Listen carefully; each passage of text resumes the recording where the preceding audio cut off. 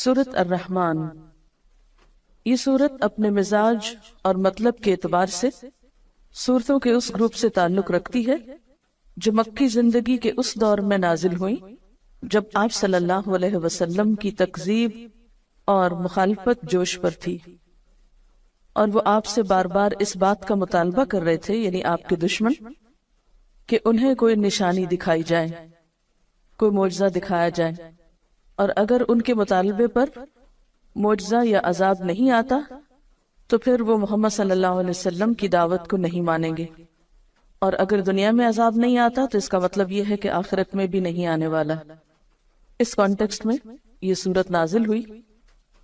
اس سورت میں ایک آیت فَبِأَيِّ آلَاءِ رَبِّكُمَا تُكَذِّبَانِ کی بار بار تکرار ہوئی،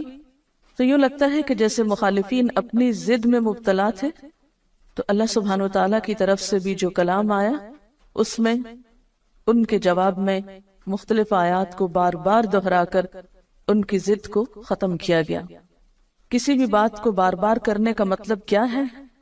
کہ مخاطب کو وہ حقیقت اچھی طرح سمجھا دی جائے، اس چیز کی طرف توجہ دلائی جائے جس کی طرف وہ توجہ نہ دینا چاہتا ہو۔ قرآن پاک کا یہی انداز دراصل ایک مؤثر انداز ہے کہ وہ مخاطب کے مزاج کو سامنے رکھ کر بات کرتا ہے۔ مخاطب اگر ضد میں مبتلا ہے تو اس کی سوچ کی اصلاح کے لیے ایسا انداز اور اسلوب اختیار کیا گیا ہے کہ وہ سوچنے پر مجبور ہو جائے۔ پچھلی صورت میں بار بار وَلَقَدْ يَسَّرْنَا الْقُرْآنَ لِلذِّكْرِ کی بات ہوئی، اور یہاں کلام کے آغاز میں ہی فرمایا بسم اللہ الرحمن الرحیم الرحمن علم القرآن، رحمان اس نے قرآن کی تعلیم دی۔ اس صورت میں اللہ سبحانہ وتعالیٰ کی بہت سی نعمتوں کا ذکر کیا گیا ہے، اور پھر ان نعمتوں کا احساس بھی دلایا گیا سوالیہ انداز میں فَبِأَيِّ آلَاءِ رَبِّكُمَا تُكَذِّبَانِ کہہ کر کہ تم اپنے رب کی کن کن نعمتوں کو جھٹلاؤ گے۔ حقیقت یہ ہے کہ انسان کو جتنی بھی نعمتیں ملی ہیں ان سب میں بہترین نعمت، اعلیٰ ترین نعمت، اور وہ نعمت جس کا سب سے پہلے ذکر کیا گیا وہ ہے قرآن کی نعمت۔ ساری دنیا کی نعمتیں ایک طرف اور قرآن کی نعمت ایک طرف۔ هُوَ خَيْرٌ مِّمَّا يَجْمَعُونَ، وہ بہتر ہے ہر اس چیز سے جسے لوگ جمع کر رہے ہیں، اور یہ اللہ تعالیٰ کی رحمت کا نتیجہ ہے کہ مخالفین عذاب مانگ رہے ہیں اور اللہ تعالیٰ جواب میں اپنی رحمت کے طور پر ان کی اصلاح کے لیے قرآن بھیج رہا ہے۔ الرحمن، بے حد مہربان، بہت مہربان، علم القرآن، اس نے تعلیم دی ہے قرآن کی، اس نے سکھایا ہے قرآن۔ اہل مکہ کہتے تھے کہ یہ قرآن کسی انسان نے یا کسی جن نے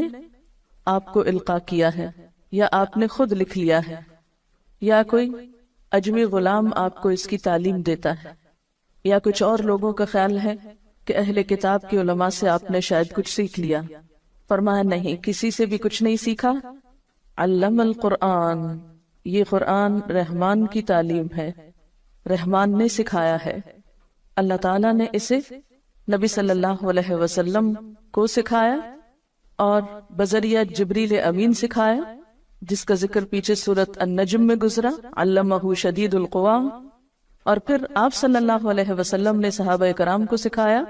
اور اس سے یہ سلسلہ چل نکلا جو آج تک باقی ہے اللہ کے فضل سے۔ تو قرآن کی تعلیم دینا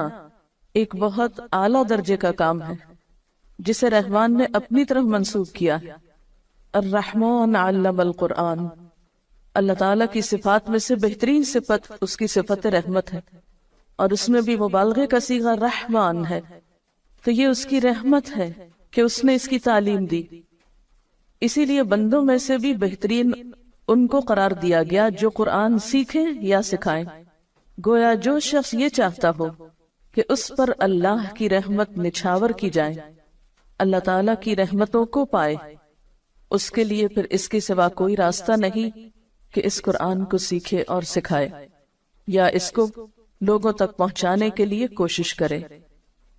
اور یہ حقیقت ہے کہ جو شخص بھی اپنی زندگی، اپنے وقت، اپنے مال، اپنی صلاحیتوں کا کچھ حصہ بھی اس کی تعلیم کو عام کرنے میں استعمال کرے گا،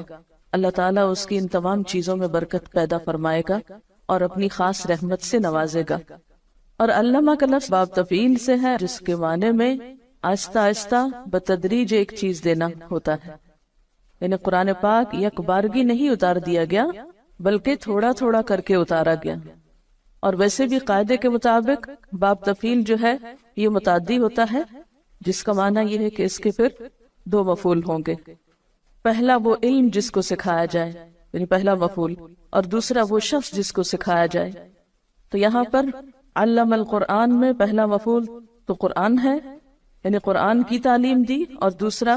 کیا ہوگا کہ وہ شخص جس کو دی گئی یعنی رسول اللہ صلی اللہ علیہ وسلم، اور پھر آپ کے ذریعے سب تک یہ ہدایت پہنچائی گئی۔ تو الرحمن علم القرآن، رحمان نے تو ایک خاص طریقے پر قرآن کی تعلیم دی، آہستہ آہستہ سکھایا، لیکن ہم کیا چاہتے ہیں کہ ایک دم بس پورا کر دیا جائے، چاہے سمجھ میں آئے یا نہ آئے، دل میں اترے یا نہ اترے، عمل کا حصہ بنے یا نہ بنے۔ خلق الانسان، اس نے پیدا کیا انسان کو، اس نے انسان کی تخلیق کی، یعنی انسان بندر وغیرہ سے ترقی کر کے، یعنی جانور سے ترقی ارتقا کر کے انسان نہیں بنا، بلکہ انسان جانوروں سے بالکل ایک الگ مخلوق ہے، مستقل مخلوق ہے۔ خلق الانسان،